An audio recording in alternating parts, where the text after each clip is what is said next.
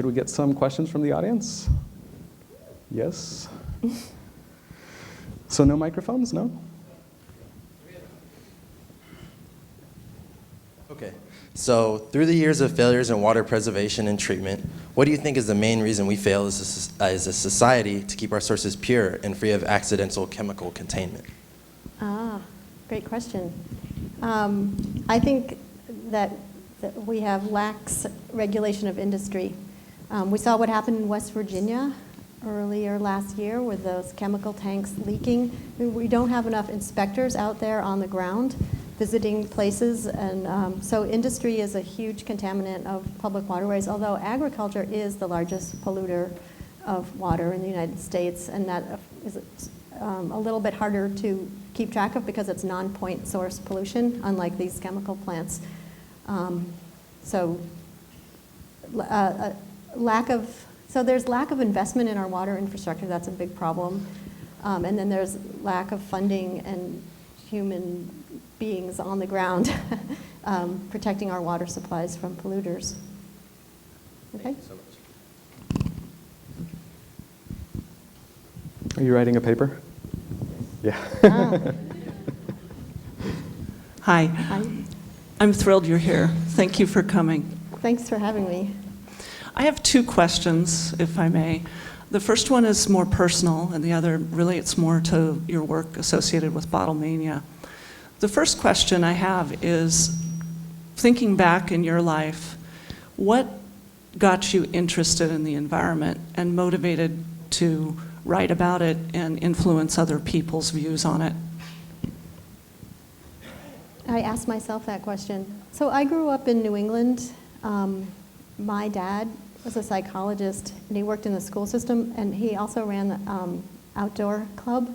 And so from a very young age, I tagged along on all these outdoor adventures, and every summer we camped and hiked and paddled. But I never thought of it as the environment, that I was experiencing the environment. It was just, we lived in rural areas. And as I started out writing, like many people, I wrote about cultural issues because I was interested in culture, and I wrote about books and music and bands. And I got into environmental writing only by accident because an editor that I had done work for at a small weekly in New York moved to the New York Times Magazine, and he asked me to write a profile of a Harvard biologist named Edward O. Wilson. And I didn't even know who Wilson was. He invented the term biodiversity. He's also the world's foremost myrmecologist. He's an ant scientist. And I was asked to go to Panama with him. He had never been to this, one of the most famous field stations in the world, Barrow, Colorado Island. So it was a big deal for Wilson to be going to this island, and I got to go with him. And the story was a great success. It ended up on the cover of the magazine, and a lot of editors started calling me, asking me to do environmental stories. And it was a time when there was a lot of attention focused on rainforests disappearing, and Sting was singing about rainforests, and people were just looking at the rate of species loss and the burning of the forests to plant soy and corn. And so I sort of fell into writing these stories, and there is a little side angle to this, that my brother is a scientist, and I'm a huge admirer. He's like an old-fashioned sort of naturalist. He's a very good botanist, and he can explain what's going on and why things look the way they do, why species occur here and not there. And so I've always felt attuned to that. I have, to use Wilson's word, a strong sense of biophilia. And so I started writing these stories for magazines, and I loved it. It spoke to me. People thought I was good at it. And so that launched my career as someone who covers these issues. Great. The other question I have has to do with something I know only a little bit about, and I wonder what you know about it. Water privatization, whereby some companies are making an effort to get a hold of municipal water supplies, to have more control over them. We have an aging infrastructure in this country, 50, 60, maybe 70-year-old pipes in many places, and them coming in and offering to replace them.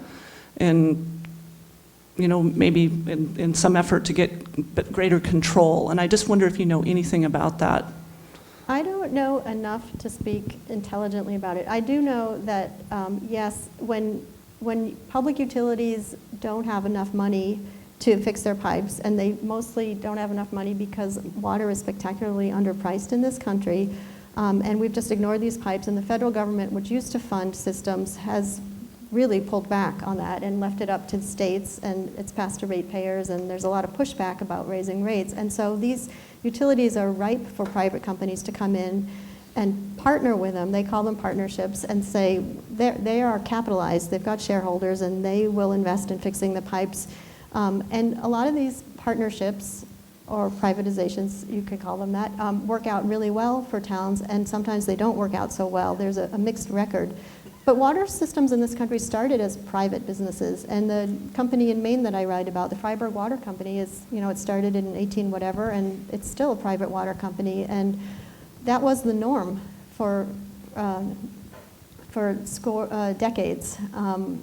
Now we have more public utilities, but people talk about bottling companies wanting to take over municipal supplies, but I haven't seen any evidence of this. I have never heard Nestle talk about running an entire town's water supply. You hear about it in developing nations where private companies come in, and sometimes they're the only body that has the expertise and the money to do it, but I think it's important to look at how contracts are written, and that you can partner with companies and still maintain control over the water, and just have to be very careful in how these deals are worked out, and where any profits are going, if there are profits. Thank you. Okay.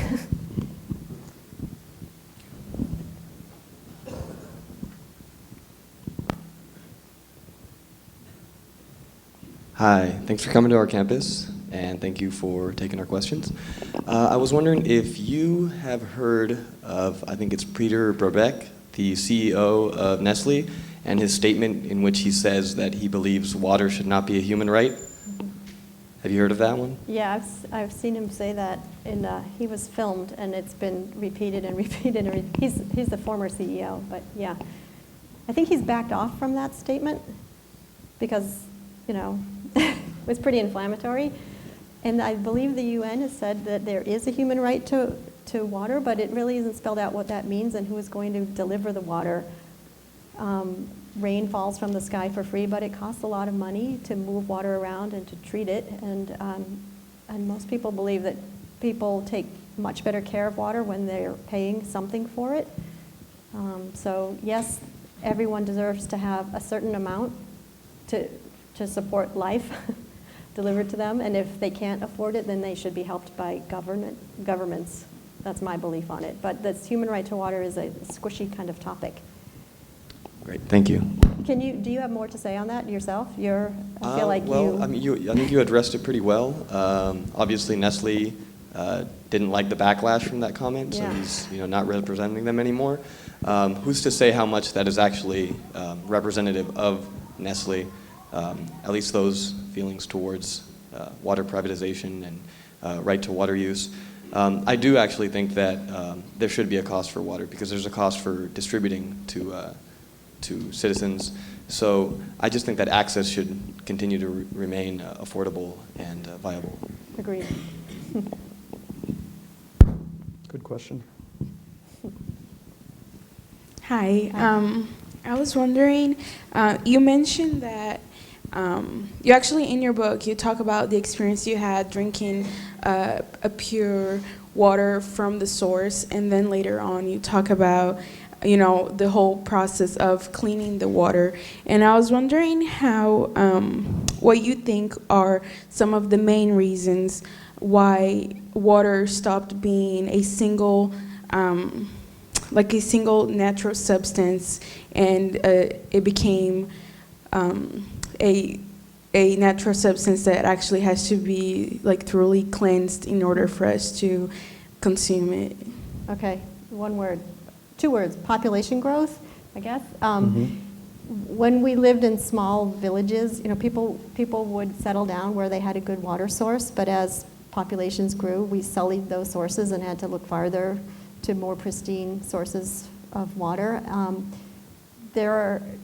And as cities grow larger and larger and larger, they need more supplies, and spring water is not as plentiful. There's a lot of groundwater out there, so we pump from underground. And then we've learned how to treat surface water to remove contaminants and make that safe as well. Does that answer your question? Okay. All right. Actually, if I might, I had a follow-up to that. Yeah. I was wondering if you could comment on the health effects and the increasing research on plasticides in water bottles and the attempts at legislation to try to include more safe drinking water, not only fluorinated tap water, but also bisphenol A and other phthalates in bottled water. So the BPA area is it's very controversial. There have been hundreds of studies that say that BPA leaches from hardened plastics into food and into water at very low levels, and industry says that they're at inconsequential levels, but the federal government has removed BPA from products that are used by infants and babies. And we're learning more and more about how very low levels of some chemicals that interrupt our endocrine systems, they're called endocrine disruptors, they have impacts at very, very low levels. So there's many papers that say there are harmful effects on lab animals and in cell culture. And then there's other studies that say that there are no impacts. But manufacturers are sort of ahead of regulators on this and have moved to take BPA out of their products. We don't know what they're using instead of BPA. There are cousins of BPA, like BPS, that haven't been as well studied as BPA. So you may buy, so BPA is in hardened plastics like the Nalgene bottles. They're bottles that have a number 7 in the recycling code. But we don't know what's in those BPA substitutes. So some people just want to avoid plastics altogether. And then there's the whole phthalate issue, and the bottlers, I don't think that there are phthalates leaching from the skinny, crinkly bottles into water. That's PET plastic, and I've read that there are no phthalates in that, despite the long chemical name of the product having the word phthalate in it. So, I mean, I've talked to so many people who just try to avoid plastics altogether for all their food storage and yeah, and beverages. Hello. Hey, Elizabeth, Francisco here. My question is, through your investigations and research to write Bottlemania, did you ever feel threatened or not welcome with the big water companies like Nestle and stuff? Not really. That's a good question. When I was hanging around Freiburg and following water trucks around, at one point, I thought someone was following me, and I don't know if anyone here has seen the movie Silkwood, where Karen Silkwood is a real-life person who was investigating the Kerr-McGee Company, which nuclear waste? I can't remember. Anyway, she was run off the road by someone. So I did feel a little like Karen Silkwood.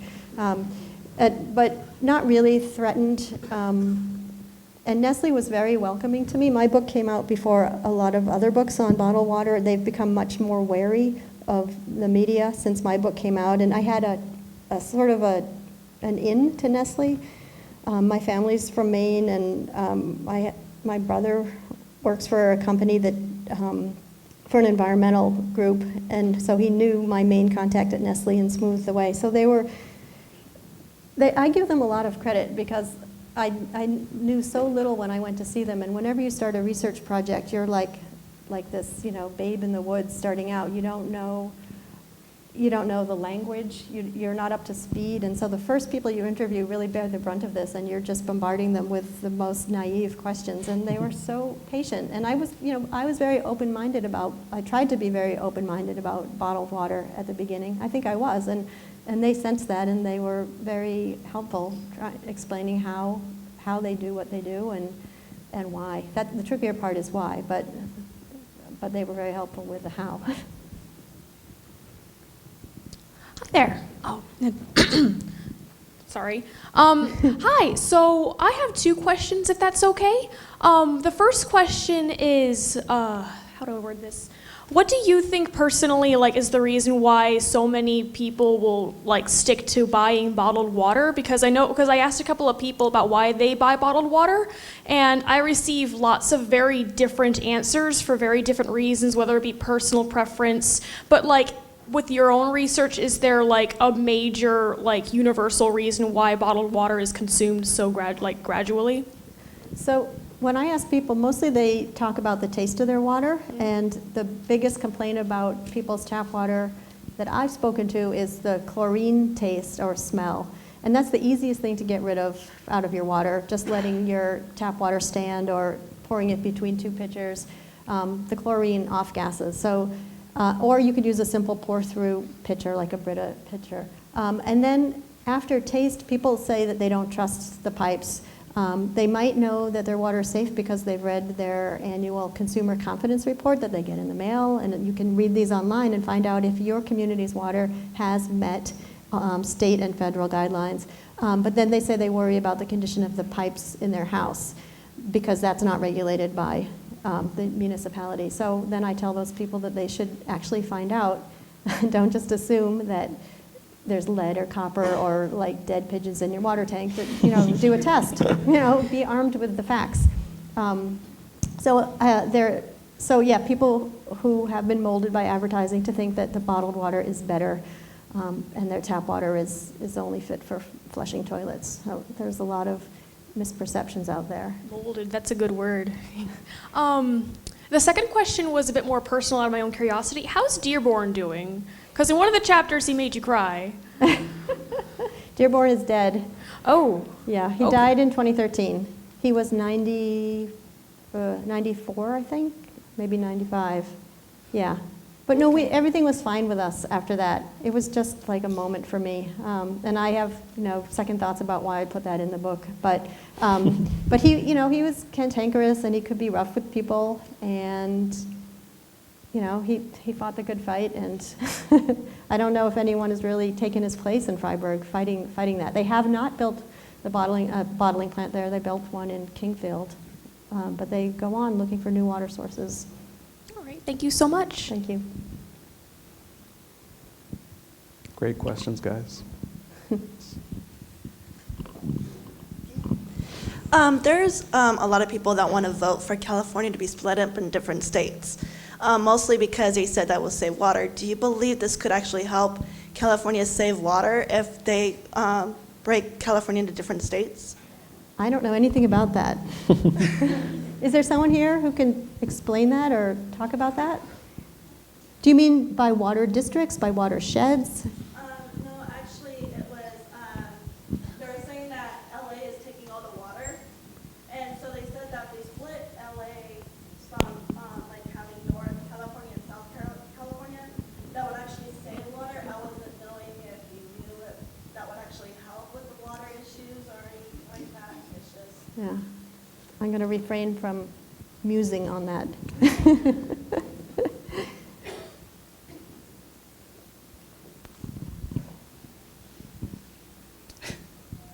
I was just wondering, what are your thoughts on standing water and who has the right to such resources?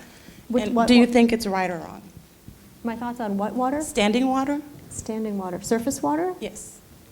So surface water is part of the public trust doctrine, and it's owned by the people in all states, right? That's a federal part of common law. So do I agree with that? Seems like it's worked out. Yeah. I think it's good to have things in the common. Well, there's the tragedy of the commons, but people tend to look. No, I'm going to leave it there. Yes, I think that surface water should remain part of the public trust.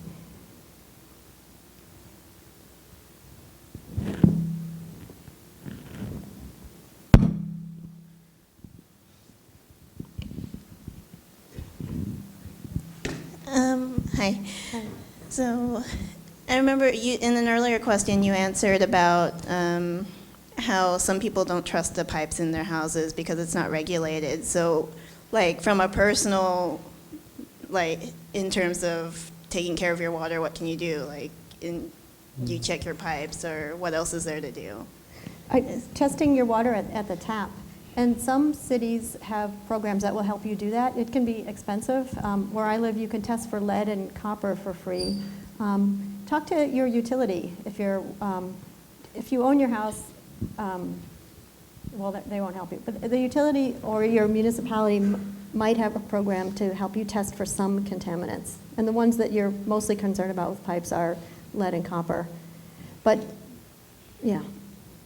And you can run the other tests if you want to, like if you are skeptical about the chlorine level in your water, because chlorine is put into water systems at different places. There needs to be a residual level of chlorine, and if you live in a part of the system that doesn't get flushed often, if you live at the end of a line, you might, some people are worried that they have too much chlorine in their water and they want to do testing and find out, and it's good to talk to your utility about it if you have questions. They can help you. Okay, thank you very much.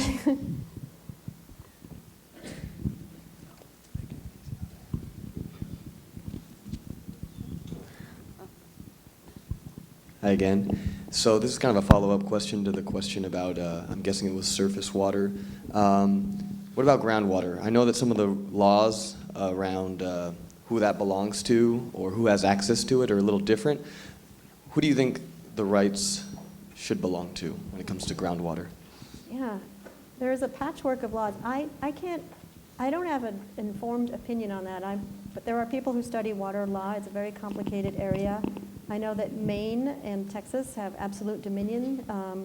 If you own the land, you can pump as much as you want. Farmers also can pump, right? They're not, you don't need a permit to drill a well in California, do you?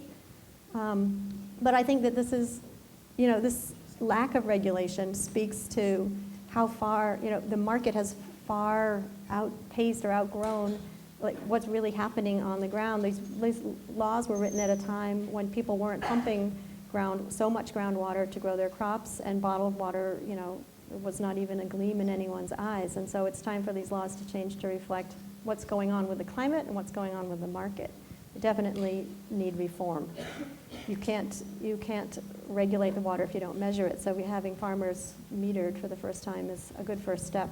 Can't come soon enough, in my opinion. All right, great insight, thank you.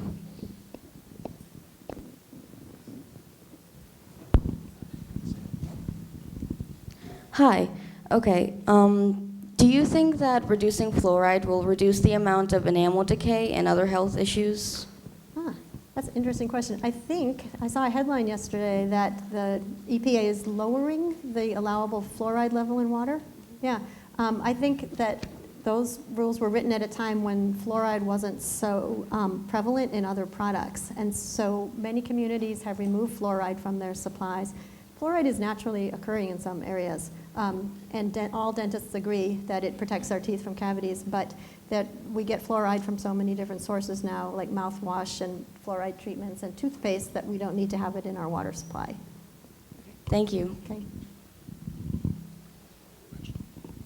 Hello. Over here. Hi. Hi.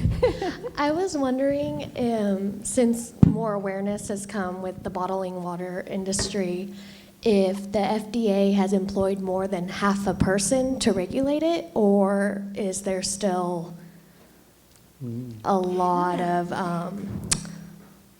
things going under their nose? That's a good question. I don't know if they've hired more people to inspect water bottling plants. I know that they are still seriously underfunded and understaffed, and that there are huge issues with food. I mean, water is, it's considered to be a generally safe, low-risk operation, and so, excuse me, I'm not sad that there aren't more inspectors at water bottling plants. I would actually like to see more inspectors out there looking at fish coming into this country and at other food that's imported from all over the world that isn't inspected nearly enough. So I think they need a lot more people to do a lot of everything. Why do you think Dasani was so willing to put on their labels that it was just filtered tap water, but other companies haven't been having to follow suit? I don't know why Pepsi has not followed suit. They haven't answered my phone calls, but I give Dasani credit. They were pressured into it. They responded. I think people should keep pressuring Pepsi also to reveal what their sources are. Thank you. Thanks. Hi, thanks for being here, first and foremost, and following up on the OneBook project. One thought, I read an article the other day that there's a company that wants to now pump water from, I believe it's Lake Superior. It's the freshwater lake in the Great Lakes area, and Professor Sharkey probably smacked me upside the head for not being positive about that. But the thought I have is, as far as the big use of 3Rs, there are several communities, several in Colorado, a couple in Washington State, I believe, that now are regulating that you cannot save rain catchment, using rain catchment systems to save water because that doesn't belong to you. It obviously doesn't belong to the community either that is regulating, but how do you feel about that?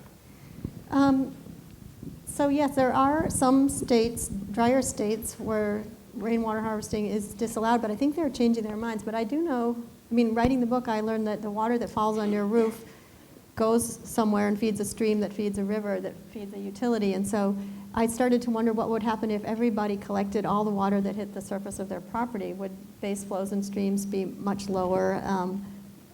I suppose everyone wouldn't be using every drop that they collected. But communities are changing the laws and allowing, there is a lot more rainwater harvesting allowed now than there has been in the past. And cities, it's actually like city policies in Seattle and new construction, you have to collect roof water and use it in your building. So I think it's fantastic. Instead of taking clean, potable water supplies to use for your air conditioning system in your building, to be harvesting rainwater for that and for irrigating and flushing toilets.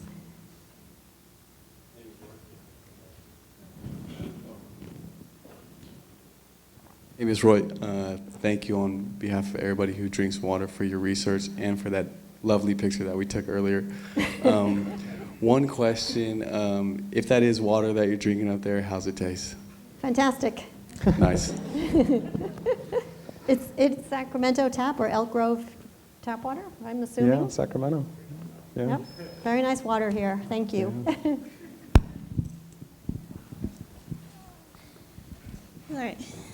Hello again. I have another question. There was an article, I think, about somewhere in this previous month about how they discovered that one of Nestle's permits in San Bernardino expired like 20 so years ago, and they've still been pumping. And I think it's just now that people are finally starting to be like, hey, this permit needs to be renewed and whatnot. And I guess, what are your thoughts on that whole thing? Is this like a common occurrence, or?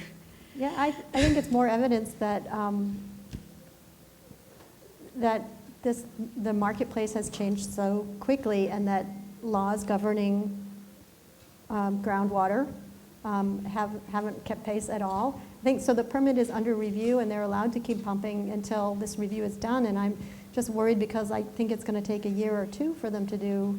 I mean, environmental assessments take a long time, but they're really, really important. But I'm surprised that they can keep pumping while it's under review. And I remember in Michigan, Nestle was challenged on their pumping level, and while they were ordered to cut their pumping in half until all the reviews were finished. And when they were finished, they had to continue at half rate. So we'll see what happens in the forest. I know they're fast tracking it. Okay, thank you. I think we have time for one more question. Take the last question? All right, first Make question, it last good. question. Okay. So I did formulate another question. So. He's writing a paper.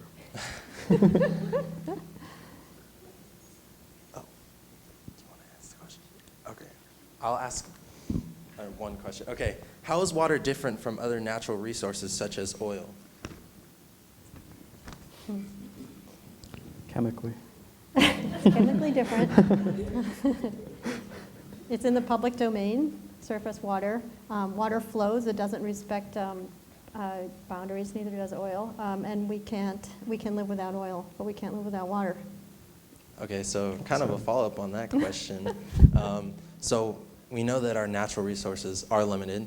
So, expanding farms, building new houses. But I want to also say that water isn't traded on international markets the way oil is with a set price. And so Not its yet. value changes. in ways that it doesn't with oil. Okay. Okay, so. Thank you. As I was saying, that we do expand farms, roadways, build new buildings, and come up with more, gas guzzling vehicles, even though they say, we have this new hybrid vehicle, even though I see plumes of smoke every day here in the Sacramento region. Why do you think we continue to make, all these technological advances, or however, to, for our own benefit, even though we know that we are killing our own natural resources? How do you feel on that? I think that by nature we respond to crises, and when something isn't staring us in the face, it's really hard to put it in the back of our minds. And this is why what's happening in California now is great in a way, because people say you shouldn't waste a crisis, and that a lot of important changes can be made now, and not kick the can down the road, solving some of these water issues. It's like the thing about the frog and the boiling water, you can raise the temperature slowly and the frog won't leap out. And I think that global warming is a problem. We're talking about what it's going to be like in 2030 and 2050, and it's just really hard to respond to that and to know what to do today. And if you drive extra miles, or you buy bottled water, or you keep eating, you don't see the harm in what you're doing. There's no immediate feedback. So I think that's part of the problem, but I think more people are paying attention now, and polls are showing that concern about the climate has been, it's higher now than it ever has been, and I think it's because of these dramatic weather events that people are really connecting the dots, starting to see how their behavior is affecting weather systems and climate, and bigger storms, and it's hitting people in the pocketbook. So that's how you get people's attention when it starts to cost them money. Thank you so much, and thank you for coming. You're welcome.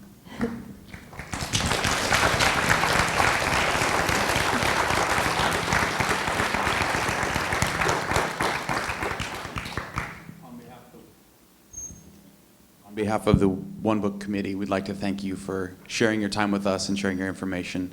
We've really enjoyed your book over this entire process of learning about Bottlemania. And we'd like to thank the CRC Foundation for supporting this financially, and with all that you've given us, our faculty and our administrators who have been involved in this, and especially the students who have been 100% behind this book, behind this topic. You guys are motivated. You're the ones who can change things. And we'd like to thank you for that.